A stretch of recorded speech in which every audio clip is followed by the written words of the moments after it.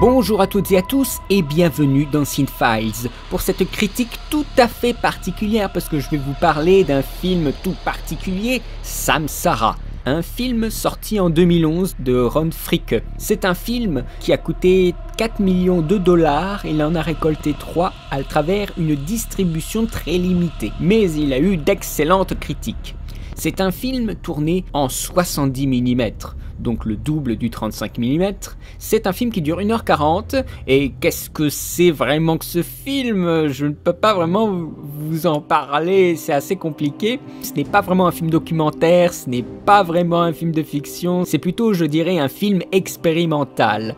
C'est très difficile de revenir sur Samsara après l'avoir vu, surtout que je l'ai vu dans des conditions excellentes. La Géode à Paris, c'était un truc de fou, aussi bien sur le plan visuel que sonore. Donc je vais essayer de critiquer le film pour ce que j'en ai à dire du mieux que je peux. Alors, Samsara, en sanskrit, c'est le cycle de la vie. Alors, déjà, ça commence bien. Donc le film est quand même assez ambitieux, il veut nous représenter le cycle de la vie, mais pour moi, je trouvais que c'était un film qui parlait d'un monde mort. Un monde dans lequel la chair humaine ne servira que de combustion. Notre espèce entière arrive doucement à sa décadence. Les images de Baraka, le précédent film de ce réalisateur qui était 20 ans plus tôt, c'était sous un autre angle.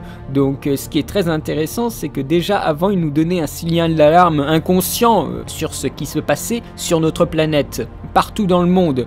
Mais finalement, l'être humain avance lentement vers son absorption programmée. C'est assez terrifiant et je trouve que dans Baraka, on nous le montre vachement bien. Ce sont des suites d'images qui nous représentent un peu l'état de notre monde. Alors je vous arrête tout de suite. Samsara, ce n'est pas Home de Yann Arthus Bertrand avec son prêchi-prêcha. Ça n'a rien à voir avec ça. C'est beaucoup mieux. C'est un film qui nous montre le lien que l'homme entretient avec la nature. Ce n'est pas une suite, mais une continuité de ce qu'il avait fait en 1992 avec Baraka, film qui est lui-même une continuité de Chronos, qui avait été fait en 1986. Donc c'est une espèce de trilogie finalement, c'est une trilogie expérimentale, philosophique, voilà. Mais il y a peut-être un manque de message spécifique, c'est tellement dense ce qu'on voit dans le film que finalement on ne sait pas trop sur quel pied danser, mais finalement le message lui est quand même présent. C'est la transformation d'un homme en robot, tandis que le robot devient de plus en plus humain, donc c'est déjà assez angoissant. Et une industrialisation très importante qui détruit toute notre histoire et notre tradition. Le point le plus important et qui est complètement bluffant avec Samsara, c'est sa mise en scène. Il s'affranchit des codes traditionnels du documentaire et déjoue nos attentes. Il n'y a pas de dialogue, pas de parole, pas d'interview. C'est juste un visuel magnifique qu'on nous présente à travers des plans justement qu'on a l'impression d'avoir vu 1000 fois, mais qu'on n'a jamais vu comme ici. Voilà, par exemple, on a un plan près de la Kaaba, donc à la Mecque. Il a été filmé le site depuis un immeuble de 40 étages. Il y a des prises de vue très sophistiquées, avec des accélérations, des ralentis, qui rendent les corps inhumains. Leurs mouvements ne sont pas réels, c'est totalement mécanique. C'est vraiment un film qui a duré beaucoup de temps pour être fait, 5 ans de tournage dans 25 pays dans le monde, un énorme travail de repérage. Ils ont utilisé des photos et YouTube, Internet, donc ils n'avaient pas quand ils l'avaient fait Baraka. Donc c'est aussi un film qui nous présente l'évolution de notre technologie à nous, de comment on fait finalement les films. Voilà, il y a un énorme travail des personnes qui ont été assistants réalisateurs avec beaucoup d'autorisation pour quand même tourner dans des usines. C'est très délicat pour filmer dans les usines chinoises en plus, donc il y a vraiment un énorme travail et là on peut vraiment s'incliner sur le travail de l'équipe de ce film et bien sûr tourner en 70 mm qui est bien sûr vraiment une qualité supérieure au 35 mm et une caméra tout à fait spéciale qui a été fabriquée par Fricke, qui est la caméra pour le time-lapse. Donc c'est un dispositif qui correspond à une sorte de ralenti extrême consistant à enregistrer des photogrammes à intervalles de temps réguliers pour un résultat qui permet de restituer dans un laps de temps très court et de manière très fluide une scène se déroulant en réalité sur une longue période.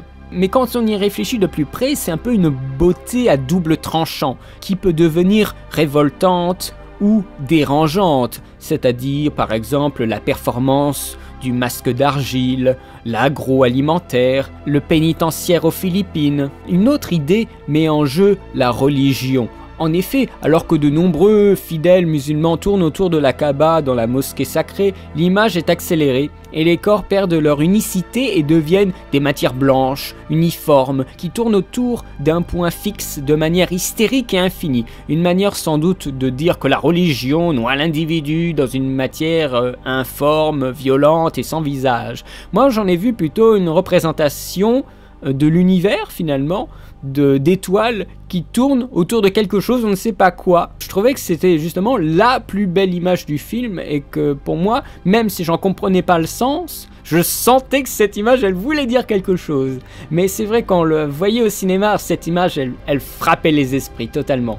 Alors par rapport à ce que nous pouvons constater au niveau du montage, alors là, moi qui vais être monteur, c'était juste délicieux. 3 ans de montage, une musique qu'on pourrait écouter sans les images, mais dont on peut imaginer le visuel en écoutant, dont la conception a duré 6 mois. Ils ont évité, autant que faire se peut, un point de vue politique pendant le montage, qui est pourtant visible à certains moments. Ils ont essayé de créer des blocs d'histoire, avec un montage qui a d'abord été fait sans la musique et les divers effets sonores, qui vient nous créer des rapports entre les poulets et les ouvriers. Certaines connexions sont assez évidentes, par exemple des images de munitions et après une image d'un officier gravement blessé à la Nouvelle-Orléans, alors que d'autres connexions sont complètement élusives, comme les plans de dévastation de la tornade.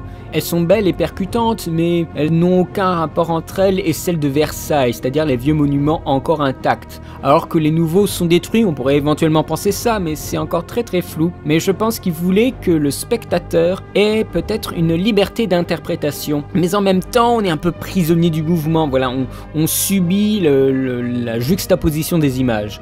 C'est une collection de plans époustouflants si on est un peu de mauvaise foi. Mais ce qui est formidable, c'est qu'on va partout sur la planète. Et dans ce genre de film, le montage est fondamental. Il manque peut-être un peu de fluidité dans l'enchaînement des blocs. On peut justement lui reprocher peut-être d'être rapidement une sorte de zapping mondial, monotone, d'images fastueuses. Certains ont même dit que Samsara ressemble en fait à une installation audiovisuelle conçue par le musée de Quai Branly, où il trouverait aisément sa place. Il témoigne d'une fascination très contemporaine pour les peuples dits premiers, leurs costumes, leurs rites exotiques, qu'ils suresthétisent au détriment de toute réflexion ou de toute curiosité, de toute remise en perspective, de tout intérêt pour le contexte. Mais bon, moi j'ai aimé et donc ces critiques-là, je vous le dis pour que vous soyez au courant, mais moi j'en ai que faire. Oui, moi j'ai vraiment beaucoup aimé, je m'attendais vraiment à avoir un choc, peut-être une légère répétition, mais finalement ce n'était pas le cas, j'étais surpris, agréablement surpris. C'est une technique de fou et c'est universel, parce qu'il n'y a pas de dialogue, on peut y voir ce qu'on veut, donc ça c'est vraiment fort. Et pour cela, moi je lui mets un 18 sur 20. Parce qu'il faut avoir les couilles pour faire un film pareil.